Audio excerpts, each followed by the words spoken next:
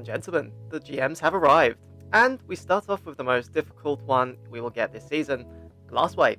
If you have been following my GM content from Season of the Chosen, I used to post our full run, but I've decided against that from now on. Instead, I'll be providing an actual guide to show you what worked best for us with encounter steps. It took us 2 attempts to clear, and the first one involved me falling to my doom as the last guardian standing, one for the fails of the week, memory book. But yeah, let's look at how we set up first. As for me, I went full Glacial Inheritance mode with a Stasis Hunter build, involving Whispered Bonds, Durants and Fractures. In summary, get super by killing frozen targets, slow duration lasts longer, and melee recharges faster when surrounded by enemies. For guns, timed payload 7th Seraph hand cannon, 2 to 3 shots of this will stun an overload champion, Ariana for the barriers, and my god roll Heathen's Vengeance rocket launcher.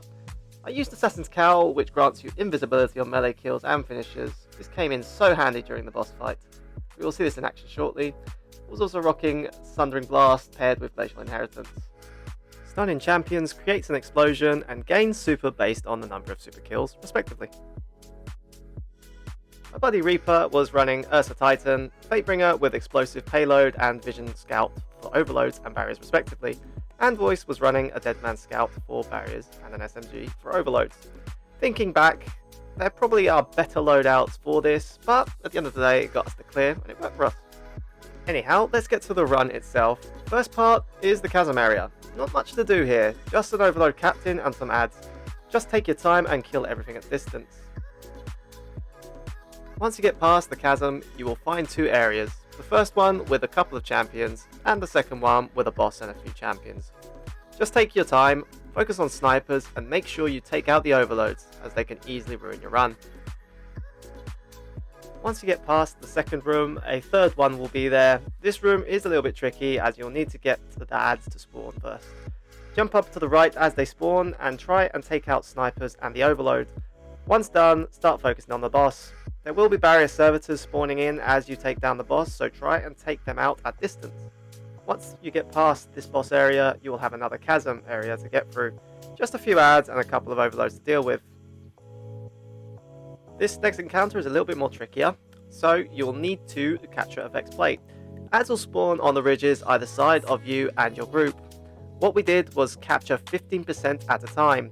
When the adds spawned, we would take them out and make sure none were standing. Once clear, we will continue this method until we reach 100%.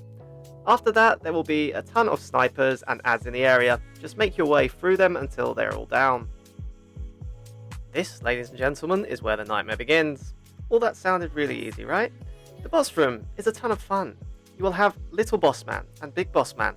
The strat we used was to hide in the left room and take down Little Man's health until adds spawned. There will be waves of overload minotaurs and regular adds. The stasis abilities come in clutch here, as I was able to freeze the overloads in place and kill them with ease, mocking up the rest of the adds.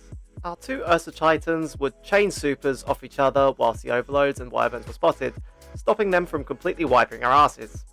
There were moments when the Assassin's Cowl helmet saved our run too. Getting a finisher kill on any add grants 10 seconds of invisibility. If you finish a champion, it will grant you 15 seconds, enabling you to res your fire team if they go down. The real problems begin when the wyverns spawn. They will rush your hiding spot, just like the overloads, so keep a lookout for them at all times. You will get barrier hobgoblins that can one-shot you during the middle and later stages of the fight too. We made a lot of use of the invisibility benefits by scouting out where the big boss man was. Make sure all champions and adds are down before even thinking about attacking boss man, as he can one-shot you unless you are running high resilience, void resist, or concussive dampener mods. Once you're in the clear, start taking down the big boss slowly. Try and spread out and get his attention so that the others in the team can get an angle to damage him. Reaper was using Anarchy on him with Breach and Clear, whilst the rest of us chipped away slowly. Make sure that if adds start spawning to immediately get back in the safe room. Camp and wait for adds. The overload champions will rush your hiding spot, so slow them down.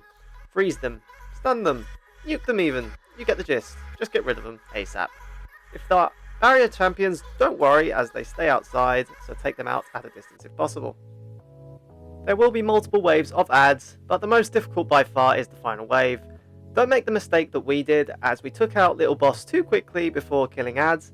We had 4 wyverns and 4 barriers to deal with at once, which is not fun. Deal with the adds first and then kill the little guy. Once defeated, another wave, including 2 wyverns, will spawn. Get rid of them and then focus on the big guy.